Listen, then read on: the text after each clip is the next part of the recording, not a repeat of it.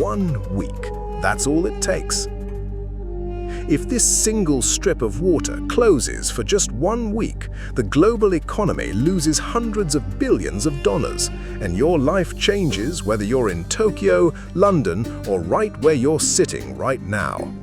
You've never thought about the Strait of Hormuz. Most people haven't, but it has been thinking about you every single day, deciding how much you pay for gas, how much your groceries cost, whether the lights in your city stay on. It's a narrow corridor of water, barely 33 kilometers wide at its tightest point, sitting between Iran and Oman at the mouth of the Persian Gulf. And right now, on both sides of it, there are radar systems locked on, missiles ready, fast attack boats circling, and the world's most powerful navies holding their breath.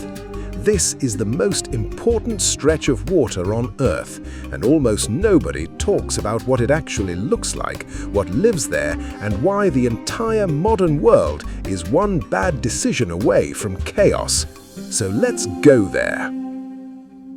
Let's start with the numbers because they're almost impossible to believe. Every single day, approximately 20 million barrels of oil move through the Strait of Hormuz. That's roughly 21% of all the oil consumed on the planet every 24 hours, funneled through a passage where the actual usable shipping lanes are only about 3 kilometers wide in each direction. 3 kilometers, that's less than 2 miles. You could literally jog across the shipping lane in 15 minutes, and yet through that impossibly narrow corridor flows nearly a quarter of the world's energy. But it's not just oil.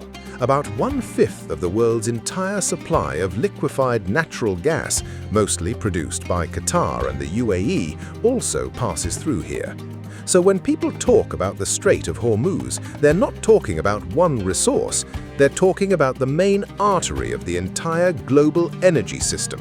Cut it, and the bleeding starts everywhere at once. Now here's the geography that makes this so terrifying. The strait connects the Persian Gulf to the Gulf of Oman and out into the Arabian Sea. Iran sits on the north, Oman sits on the south. The ships don't just wander through freely, they follow a traffic separation scheme, a strict set of maritime rules, like a highway in the sea. One lane going in, one lane going out, with a buffer zone between them. And those lanes are so narrow that the biggest oil tankers on Earth, ships longer than the Eiffel Tower is tall, carrying 2 million barrels of crude in a single load, have almost no room to maneuver. They follow nearly fixed, predictable routes, and that predictability is exactly what makes the whole situation so dangerous. Because here's the thing about predictable routes. Military planners love them. Iran has known for decades that it doesn't need to match the United States ship for ship or missile for missile. It just needs to be able to threaten this corridor. And threaten it has. Along the northern coast of the strait, Iran operates dozens of fast attack craft, small, low-profile speedboats designed for sworn tactics, circling a massive vessel the way a pack of wolves circles prey. Behind those boats are coastal missile systems, some with ranges exceeding 100 kilometers, meaning most of the strait sits within reach. Anti-ship missiles, radar systems, surveillance drones, the entire architecture of pressure. On the opposite side, Oman's Musandam Peninsula juts into the strait like a rocky fist, and from the peak of Jebel Harim, a mountain rising more than 2,000 meters above sea level, Omani radar stations run the traffic separation scheme, tracking every vessel moving through the corridor below. The US Fifth Fleet is headquartered in Bahrain. American Arleigh Burke-class destroyers carry the Aegis radar system, scanning hundreds of miles of airspace for incoming cruise missiles and drones. At any given moment, the radars of multiple world powers are locked onto the same narrow channel simultaneously. There have been moments when American warships and Iranian patrol boats came so close that sailors on both sides could see each other's faces through binoculars, close enough to hear radio challenges over the sound of the waves. In a space only 20 miles wide, that's not a close call, that's a conversation with a lit match in a room full of gas. And the stakes of getting it wrong are almost too big to say out loud. Even a partial blockage, even a single week of disruption wouldn't stay in the Gulf. It would ripple outward immediately. Refineries would go quiet, shipping routes would reroute into chaos, energy prices would spike on every continent. Japan gets roughly 80% of its oil from the Middle East, almost all of it through this strait. South Korea, China, India, these massive economies are essentially dependent on those 3-kilometer lanes staying open.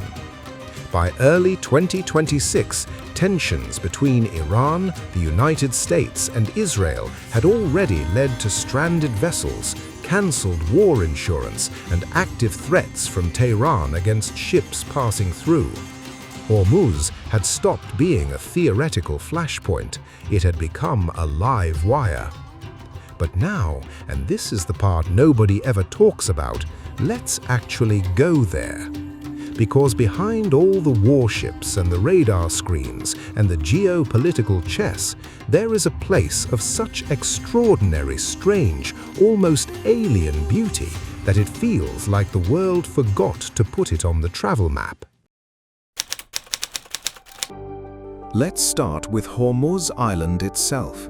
This tiny island sits right at the inner curve of the strait, so close to the shipping lanes that you can stand on its shore and watch oil tankers slide past like moving skyscrapers. But look down, and the ground beneath your feet is the color of blood. Not a metaphor. The soil on Hormuz Island is saturated with iron oxide, a mineral concentration so intense that it turns the earth and the shoreline a deep, vivid red. The waves don't just lap against the sand, they turn rusty red where they meet the shore, as if the island is slowly bleeding into the sea. Locals actually use this red soil, gelak, as a spice in their cooking. You can eat the earth on Hormuz Island. It's probably the only place on earth that's true. But the red beach is just the beginning. Walk across the island and the ground shifts color completely. First red, then orange, then yellow, then purple, then streaks of white. This is Rainbow Valley, a natural phenomenon where more than 70 different minerals layer themselves across the hills and slopes, creating a landscape that looks like someone tipped over a paint factory on top of a volcano, because that's essentially what happened. Hormuz is a volcanic island, and the pressure beneath the Earth's crust spent millions of years pushing different mineral layers up through the surface. Sulfur compounds create the yellow, iron oxide creates the red, salt deposits create the white. Every storm slightly rearranges the pattern, which means the landscape you're looking at today is different from what it looked like a decade ago, and different from what it'll look like a decade from now. It's a living painting, a geological masterpiece being redrawn in real time. And right next to the red shoreline is the Silver Beach, where the sand isn't yellow or white, but black and gray, packed with fragments of mica and silica that have been ground down over millions of years. When sunlight hits it, the whole beach explodes into sparkle, like someone scattered millions of tiny mirrors across the shore. Walk barefoot on it, and you leave with feet dusted in natural glitter that takes days to fully wash off. It's one of the most surreal experiences in a place full of surreal experiences. Now let's go underground. Beneath Hormuz Island lies something the surface gives absolutely no hint of: A salt cave, or more accurately, the Salt Goddess Cave, hidden inside a massive salt dome that was pushed up from deep within the Earth's crust over millions of years. Walking into it feels like stepping inside a giant breathing crystal. The walls are white and amber, catching light and throwing it back in subtle golds, pinks and grays. Stalactites and stalagmites made entirely of pure salt crystals hang from the ceiling like chandeliers in a cathedral that nobody built. The silence inside is absolute.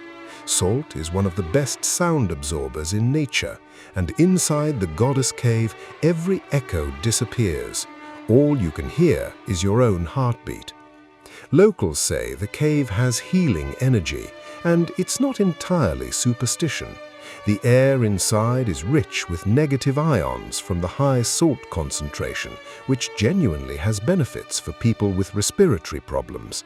It functions as a natural spa carved into the heart of a volcanic island in the middle of one of the most militarized waterways on Earth.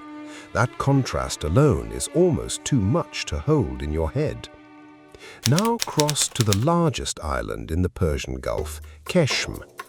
Qeshm is about 130 kilometers long and 1,500 square kilometers in area, and it sits so close to the main shipping lanes that you can watch supertankers creep past from the shore.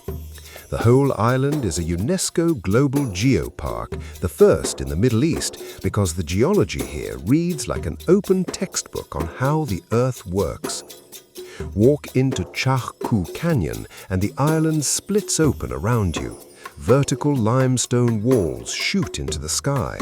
The rock is carved into wavy patterns with wind that has been working on it for millions of years. In the narrowest sections, you can reach out and touch both walls at the same time. The silence is so complete you can hear your own footsteps echo against stone. Local legends say the name means 4 wells, ancient holes carved into the canyon floor to catch rainwater. You can still see them. People were surviving here, quietly, in this hidden crack in the earth, long before anyone thought about oil. Then there's Stars Valley. Locals say a star fell from the sky and smashed into the island, throwing pillars of earth in every direction. Geologists say it's just millions of years of wind and rain erosion. Standing among the jagged spires and weirdly twisted arches while the wind howls through the cracks and creates sounds like whispering voices. Honestly, the star story feels more convincing. This is a valley that changes shape every time it rains, a living sculpture garden that nobody commissioned. And deep in the southern part of the island, the Namakdan Salt Cave stretches for more than 6 kilometers underground, making it the longest salt cave on the planet. The walls are marbled in layers of red, purple, and white. Salt icicles hang from the ceiling. Underground salt rivers freeze mid-flow into something that looks like white waterfalls. While ships carrying the world's energy pass through the strait above, this cave sits in total silence, not caring at all about what's happening at the surface. On the Omani side, the Musandam Peninsula is something else entirely. The mountains here drop directly into the sea, creating fjords, long, narrow inlets carved by ancient tectonic forces that look so much like Norway that people call Musandam the Norway of Arabia. Except these aren't glacial fjords. They formed from limestone rock that fractured and was gradually swallowed by rising seawater. From a boat, the cliffs rise above you in layers of pale stone, each layer a different geological era, all of them towering over water that shifts from deep blue to bright turquoise near the shallows. Hidden deep inside one of these fjords is the village of Kumzar, one of the most isolated inhabited places on Earth. There are no roads into it, no bridges. You can only reach it by boat or helicopter. The cliffs surrounding it are too steep and too rugged for any road ever built, And because of that isolation, Qumzar has preserved something extraordinary, its own language. Qumzari is a blend of at least 10 different languages: Persian, Arabic, Portuguese, and older regional dialects from centuries of sailors and traders who stopped here and left pieces of their speech behind. It is a language that exists nowhere else on Earth, spoken by people in a village that the outside world essentially forgot about. Every summer, when the heat trapped between the cliffs becomes unbearable, the entire village packs up and migrates by boat to the city of Qeshm to harvest dates and escape the furnace. Every autumn, they all come back together, a whole community following the same ancient rhythm their ancestors followed for 700 years. Meanwhile, from the shoreline, they can watch oil tankers worth hundreds of millions of dollars drift through the strait like slow-moving ghosts. There's also a tiny island in these waters called Telegraph Island. In 1864, the British Empire built a telegraph station here to connect London to India. It was a technological marvel at the time, the internet cable of the 19th century. But for the soldiers stationed here, it was pure torture, extreme heat, total isolation, nothing to do, no escape. The soldiers were literally going mad from boredom and sun. The phrase "going round the bend," meaning losing your mind, is said to have come directly from this island, which sat tucked away around the bend of the fjords. The station lasted about 5 years before they gave up and abandoned it. Today, the ruins sit on a rock in crystal-clear water above coral reefs full of parrotfish and stingrays. The British Empire crumbled. The fish stayed. And then there's Bandar Abbas on the Iranian coast, the city at the very entrance of the strait. Shahid Raja'i Port at Bandar Abbas is the largest port in Iran. It handles the majority of the country's container traffic. It is also a major military hub, home to Iranian naval forces that operate fast attack boats and patrol the strait constantly. In March 2026, satellite imagery showed explosions and structural damage at the naval port area during a period of escalating regional tensions. This is what Hormuz looks like in the present tense. It's not a historical flashpoint, it's an active one. And yet, past the port and the naval base and the radar stations, daily life in Bandar Abbas carries on. Fishermen bring fresh catches from the Persian Gulf to the traditional fish markets. The smell of salt and spice fills the air. Wooden dhow boats sit alongside military patrol craft in the same harbor. Ancient and modern, ordinary and extraordinary, beautiful and terrifying, all existing in the same narrow corridor of water at exactly the same time. The Portuguese understood the power of this place 500 years before any modern navy did. When Portuguese forces sailed into Hormuz in the early 1500s, they immediately recognized what they were looking at: the key to controlling trade between India, Persia, and Arabia. They seized Hormuz Island and built a fortress directly at the water's edge, using local red earth and coral stone to construct walls thick enough to withstand cannon fire. From those walls, they could see every ship that needed to enter the Persian Gulf. They could tax it, stop it, or sink it. The fort was their lever on the world's trade, and it worked for a while. Today, the Portuguese fort of Hormuz still stands at the edge of the island, its walls slowly losing the argument with time and sea wind. Bronze cannons, rusted brown by centuries of salt air, still face out toward the strait. The empire is gone. The strait is still here, still being contested, still controlled by whoever can hold the key. Here's the thing about the Strait of Hormuz that history keeps proving over and over again. It doesn't matter what century it is. It doesn't matter what the technology looks like. The same basic reality applies. Control this 33-kilometer gap and you have leverage over the world. The Portuguese understood it. The British understood it. The Americans understand it. Iran understands it better than anyone, because Iran is right there on the northern shore, watching every tanker pass from their own backyard. And between all of that, between the missiles and the radar and the tankers and the navies, there is red sand that bleeds into the sea. There are salt caves that glow like crystal chandeliers underground. There are fjords where dolphins swim alongside wooden boats. There are ancient villages where people speak languages that exist nowhere else on Earth. There are canyons where you can touch both walls at once and feel 1,000,000 years of erosion under your fingertips.